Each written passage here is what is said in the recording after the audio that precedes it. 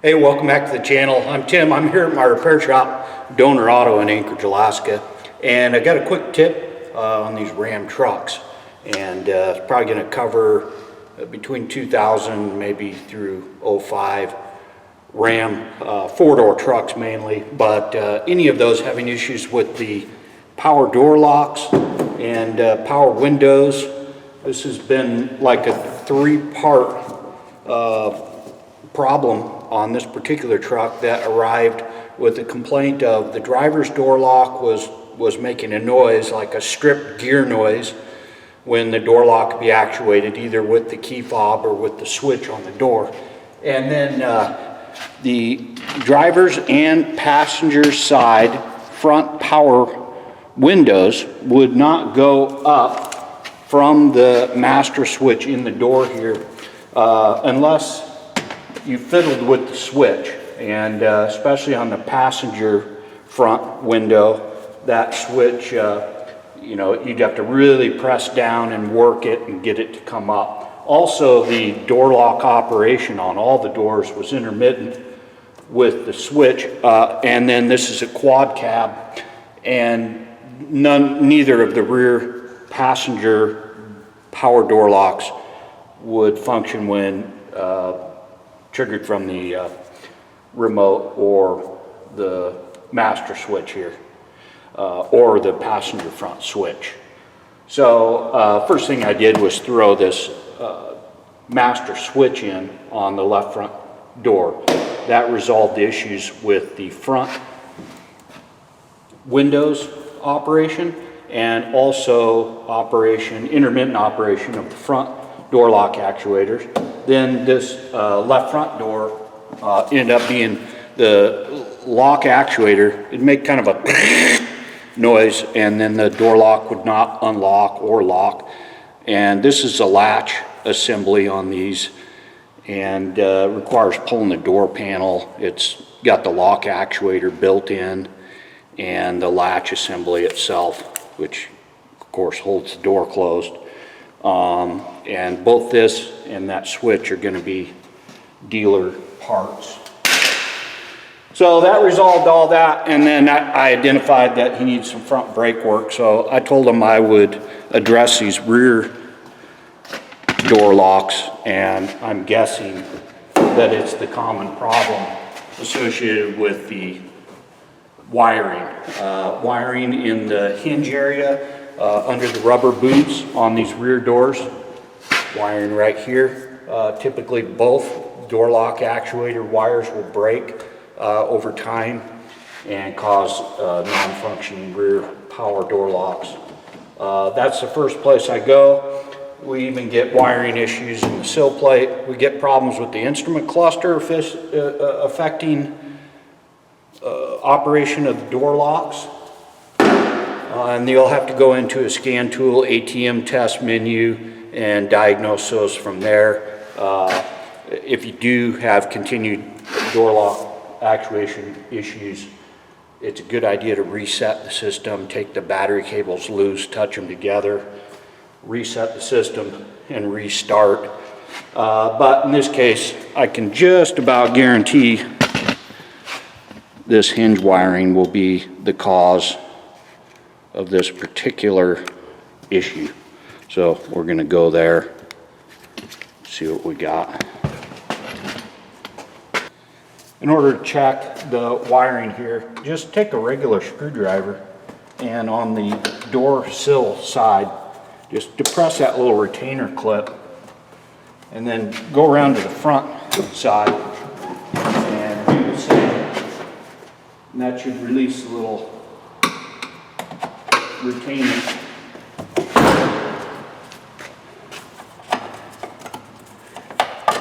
Then you should be able to pull this whole connector loose, and then you can just disconnect the harness side.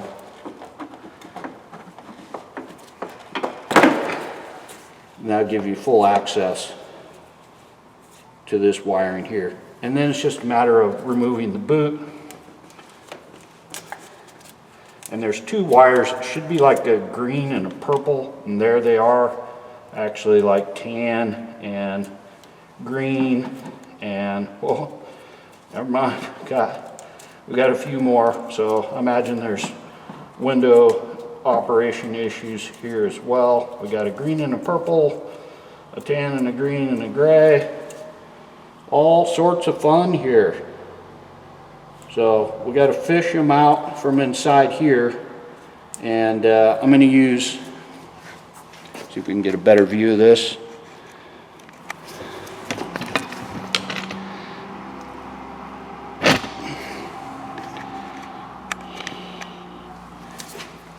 I'm going to fish them out of here, but then I'm going to use I'm just going to solder some quality wire on there and use some shrink tubing and get these fixed back up. Boy, what a mess.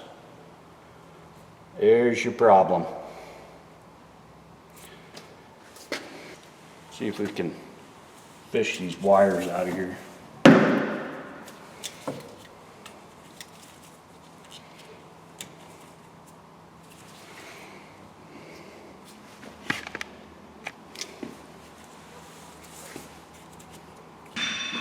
Okay, I got all the wires fished out, and I pushed the boot back in the door, which gave me enough extra room to work with those wires. So they're all coated, even though there's two green wires. One's got a black stripe, so we're good on that. I don't even have to get a schematic out, but I'm going to strip these back a bit.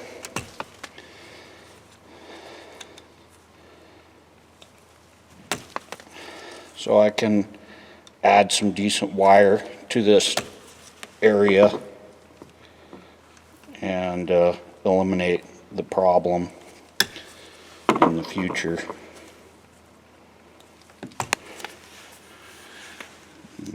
I'll go ahead and strip these while we're here.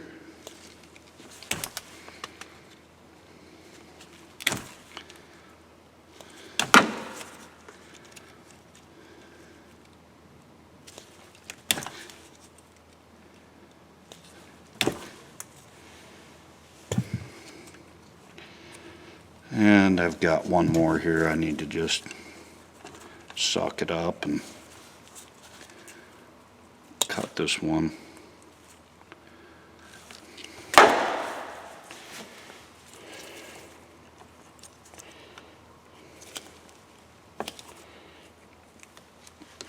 Don't hate on me if I don't use all the same colors of wire. I got a really good deal on black and red primary wire, so I'm just gonna do that. Shouldn't have to be back in here, but you never know. I've got my Ford truck, which has a section of wire along the frame rail, which is a bundle of probably 30 red wires for a section of about 3 feet. And I hope I never have to go back in there. Sad.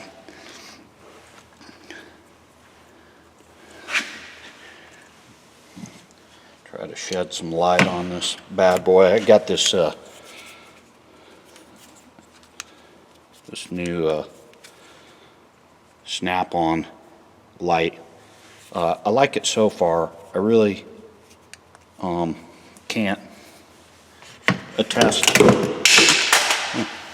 to its longevity. It seems to handle the drop test, but I'll let you know over time. But it's the replacement of the older magnetic swivel base light, which held up pretty well for me, and I think they're about 60 bucks.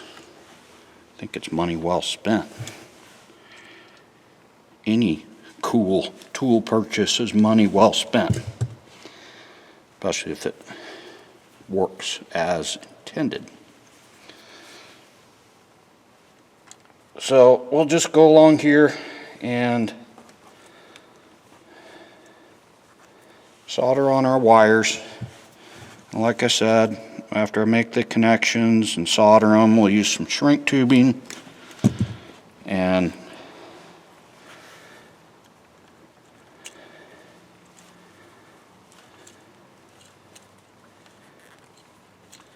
get this thing fixed up first class.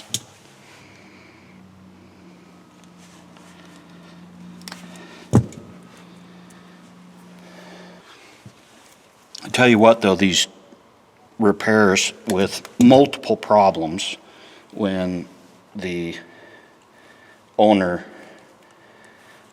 goes years without addressing issues, and you know, they're compounded by multiple parts and wiring problems. It gets a little more difficult to diagnose. I just did a Chevy Tahoe oil pressure gauge problem, which ended up being a cluster and the sensor, but the first sensor I installed, OE part from GM, was defective. So throw that in the mix and talk about a difficult diagnosis. That thing threw me for a loop. That was not fun, but we got it figured out.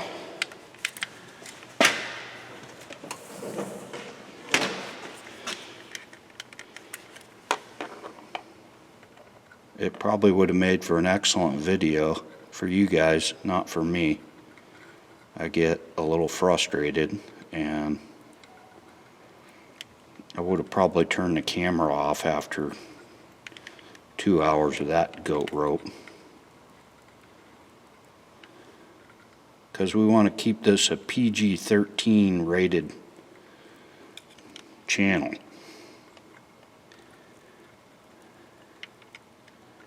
Still may need a little parental guidance, but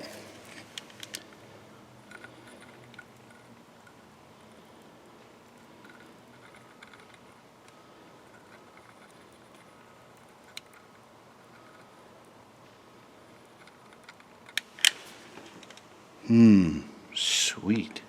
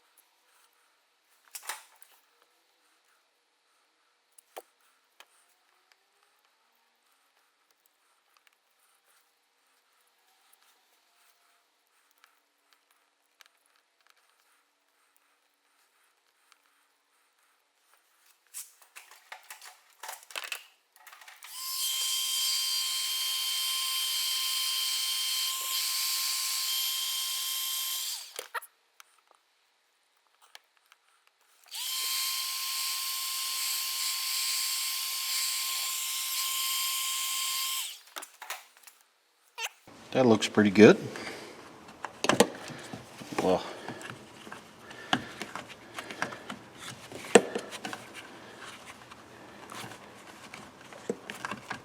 pull our boot back over.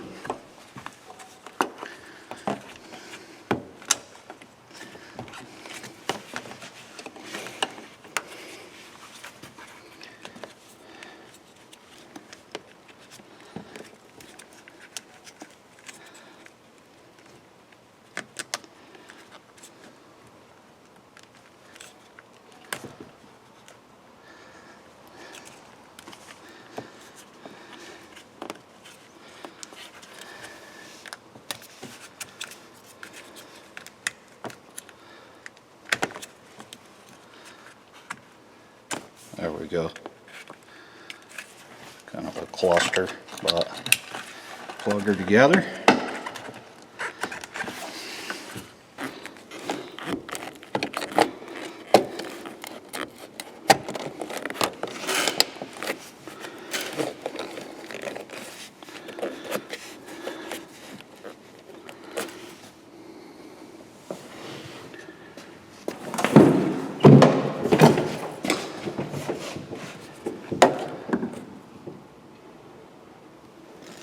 But the real test is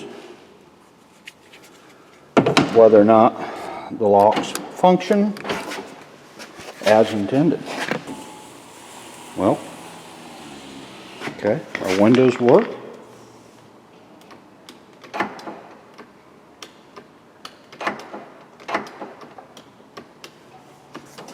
Okay. Take the key out. Door locks function. Sweet. All right, hopefully this video was helpful. I appreciate you watching, and we'll catch you next time. Have a good one.